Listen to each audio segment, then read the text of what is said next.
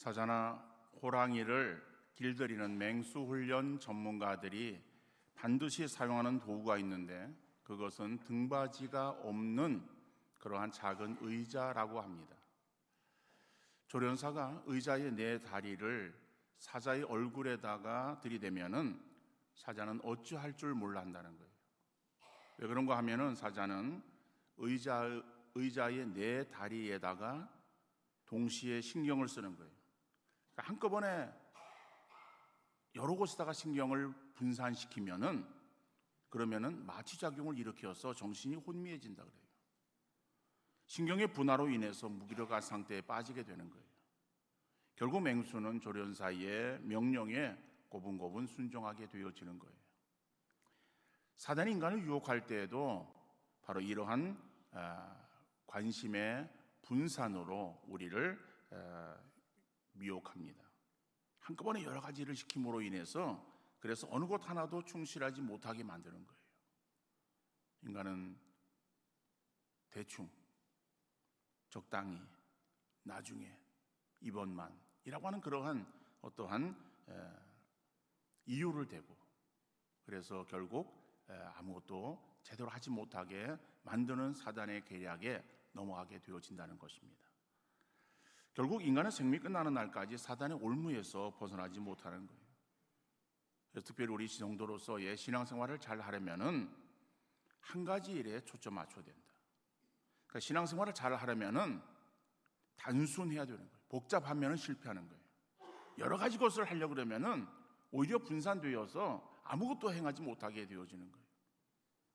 신앙생활 잘하는 사람의 공통점은 단순합니다. 자, 우리가 예수를 믿는 우리 성도들에게 있어서의 신앙생활을 영적 생활이라고 말하죠. 그러면 우리 성도들의 영적 생활이라고 할 때에 그것은 어떻게 하는 것일까?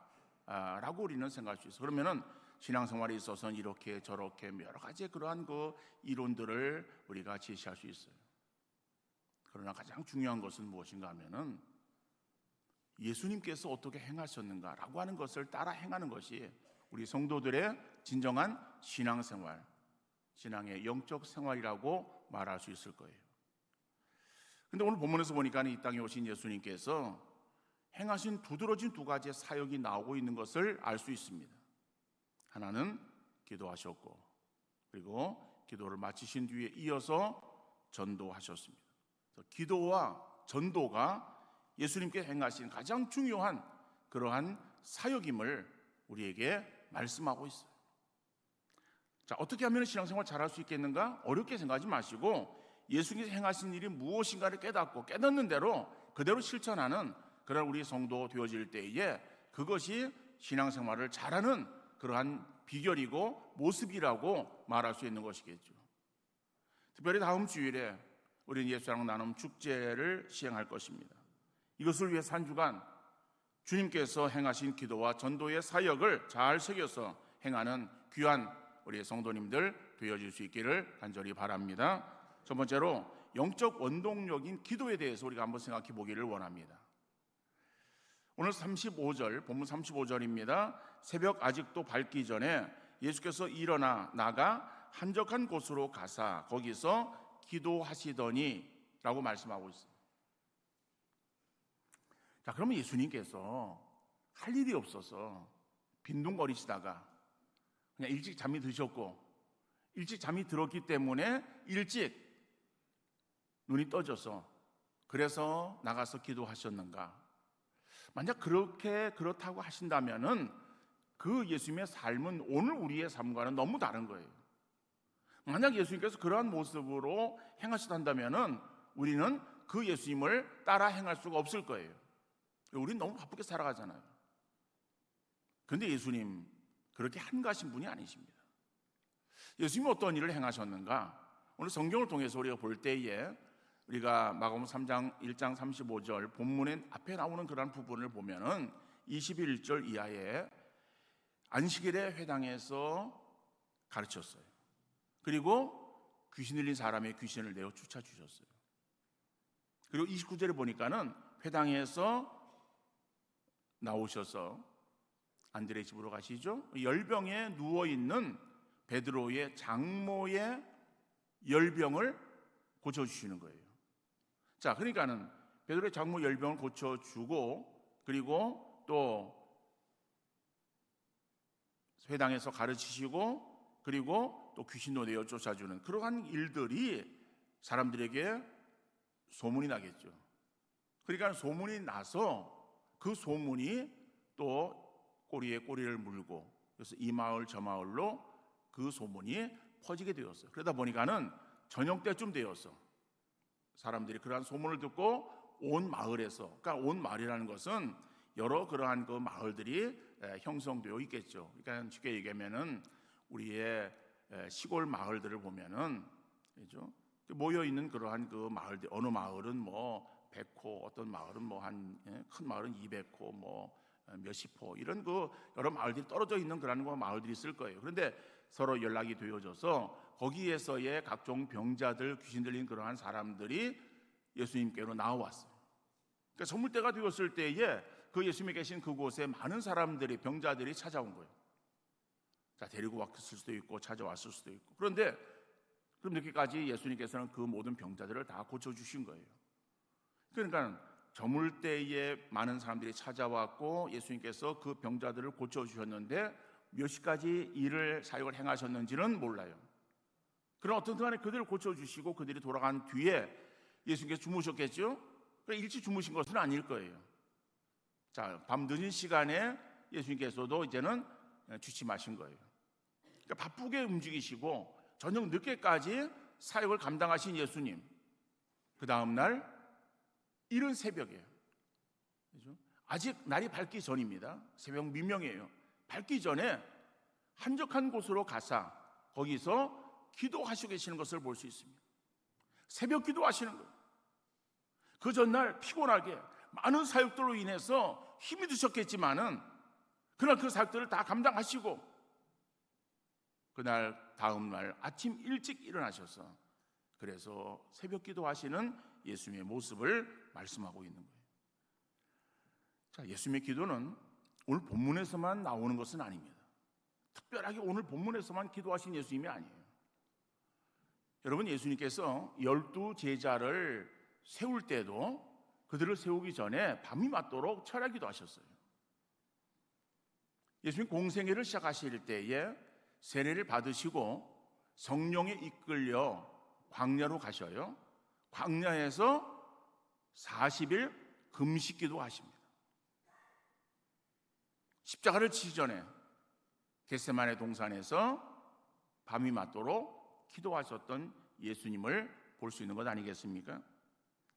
여러분, 특별한 일을 놓고서 특별 기도를 하셨어요. 그러나 일반적으로 오늘 본문의 말씀처럼 새벽을 깨우며 하나님 앞에 기도하셨습니다.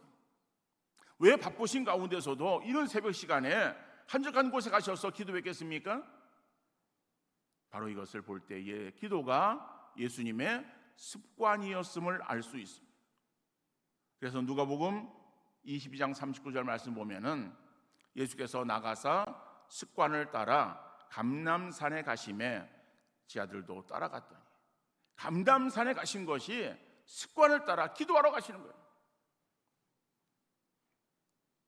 어떤 문제가 있을 때에 아니면은 기도할 그러한 그 일들이 있을 때에 늘 기도하셨던 예수님, 그 예수님을 성경은 어떻게 말씀하고 있습니까? 습관을 따라 기도하시는 예수님의 모습을 말씀하고 있어요.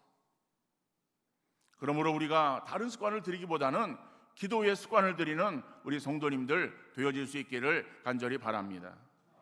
근데 공예배처럼 어떤 시간이 정해져 있으면은 그러면은 참석하기 오히려 쉬울 수 있어요. 여러분, 주일 예배를 드릴 때에, 주일 예배는 우리 참석하시는 분들이 거의 참석을 하십니다. 특별한 일이 있을 때에, 아니면 어디에 출타했을 때에, 아니면 특별히 몸이 많이 아팠을 때에, 뭐 어떤 문제가 있을 때, 뭐 이를 특별한 일을 경우를 제외하고는 일반적인 상황에서는 다 예배에 참여하는 거예요. 그러니까 왜 참여하는가 하면은 이것은 하나 습관적으로 우리가 참여하는 거예요. 늘 그 시간에는 내가 교회를 갔었기 때문에 당연히 그 시간에는 교회를 가는 것으로 인식되어져요. 그래서 그냥 우리가 교회 예배에 참석하는 것은 그렇게 어렵지 않습니다. 그런데 여러분, 수요 기도는 어떻습니까? 우리가 수요 기도에는 잘 참석을 안 해요.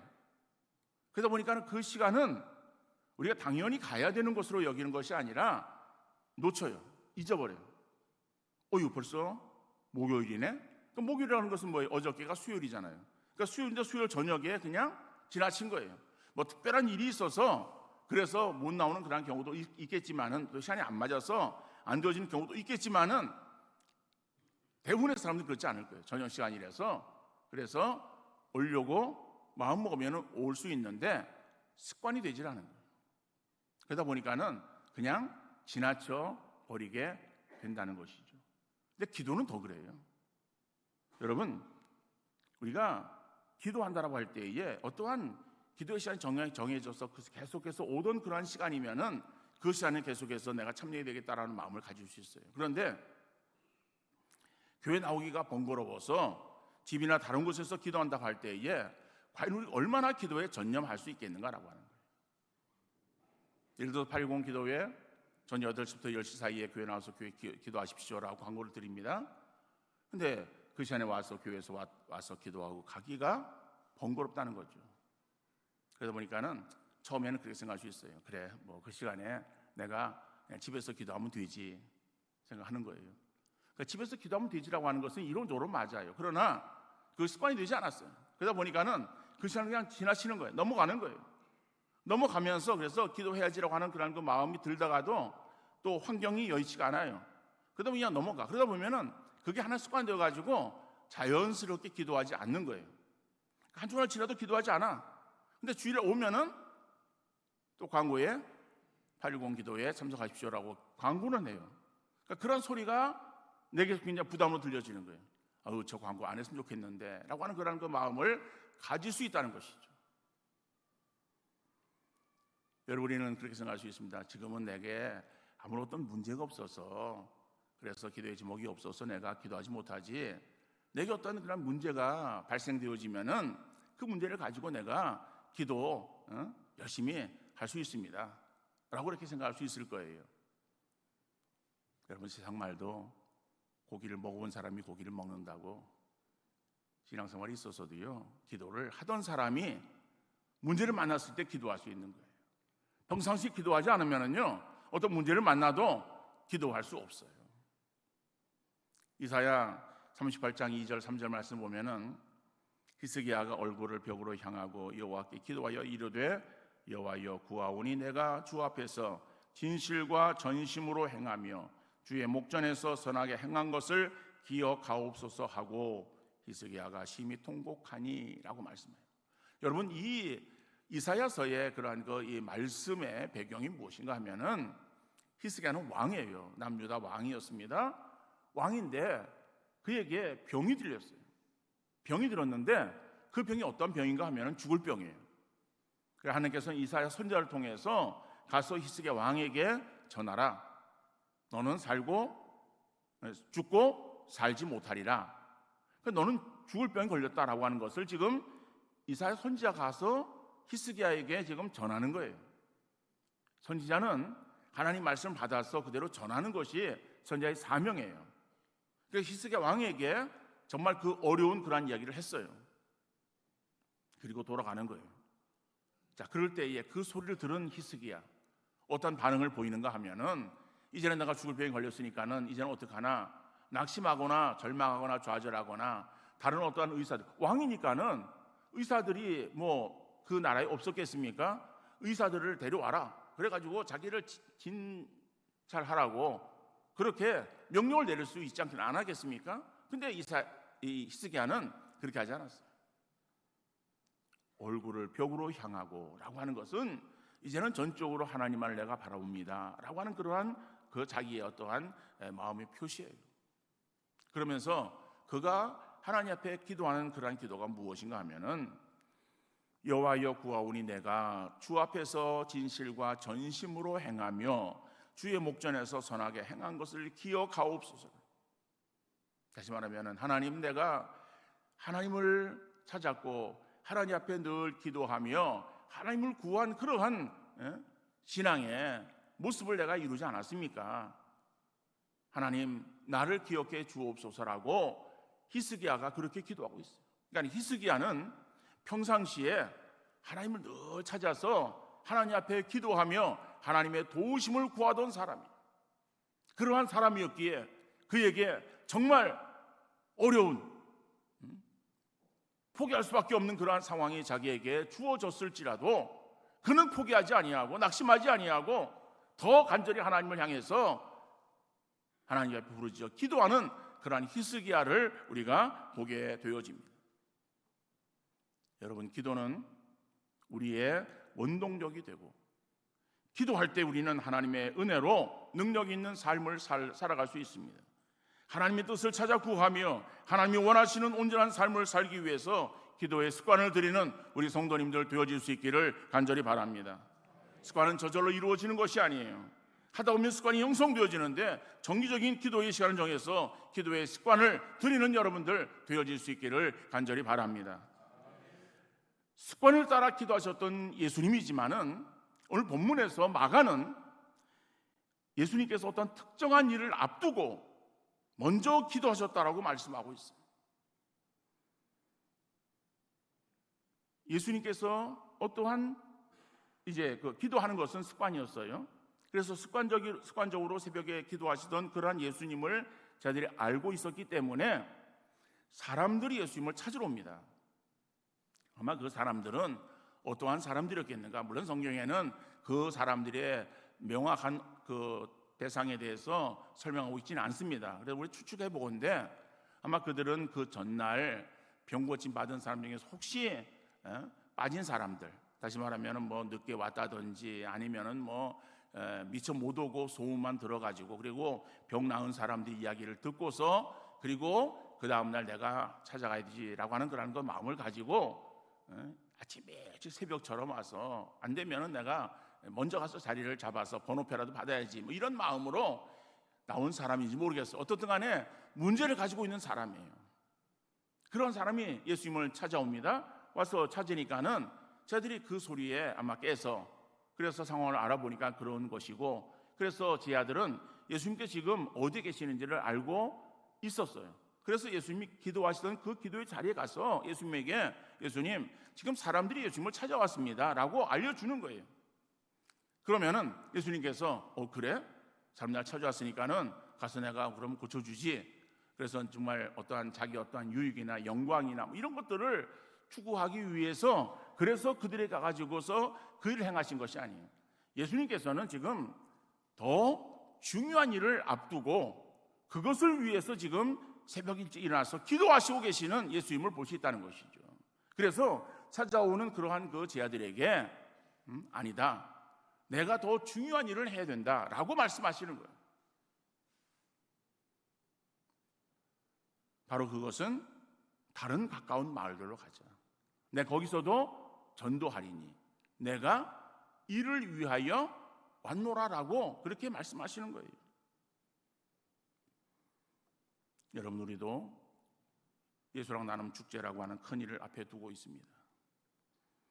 이 시점에서 우리가 할 수 있는 것이 무엇이겠는가? 우리의 힘으로 할 수 없다라고 생각되어질 때에 포기하지 말고 더욱더 하나님을 바라보는 우리 믿음의 성도 되어질 수 있기를 간절히 바랍니다. 그러나 이럴 때에 사단은 우리에게 있어서 와서 또 우리를 방해하고 우리의 마음들을 주저앉게 만드는 거예요. 어떤 마음이 들게 만들겠습니까? 야, 네가 지금까지 기도도 안 했는데 전도도 안 한 놈이 뭐 기도하고 전도한다고?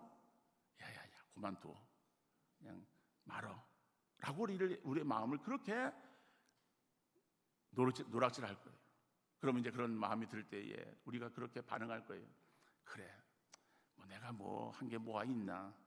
이 시점에 와서 내가 한다고 해도 뭐 내 뜻대로 되겠는가? 이런 마음이 들어서 그냥 주저앉아 버릴 수밖에 없을 거예요. 여러분, 그러나 이러한 마음이 들 때 그 마음은 주님이 주시는 마음이 아니라 사단이 우리를 주저앉게 만드는 마음이다라고 하는 것을 여러분 기억하시고, 여러분 그런 마음이 들 때에 하나님 나의 연약함을 용서해 주옵시고, 내가 지금까지 하나님 찾지 못했지만 하나님 이 짧은 시간이라도 하나님 앞에 나와서 내가 부르짖어 기도할 때 하나님께서 나를 통해 역사하시고 하나님의 뜻을 이루어 주옵소서라고 기도하는 여러분들 되어질 수 있기를 간절히 바랍니다. 여러분, 탕자의 비유를 아시죠? 둘째 아들이 자기에게 돌아올 분깃을 받아가지고 먼 나라로 갔어요.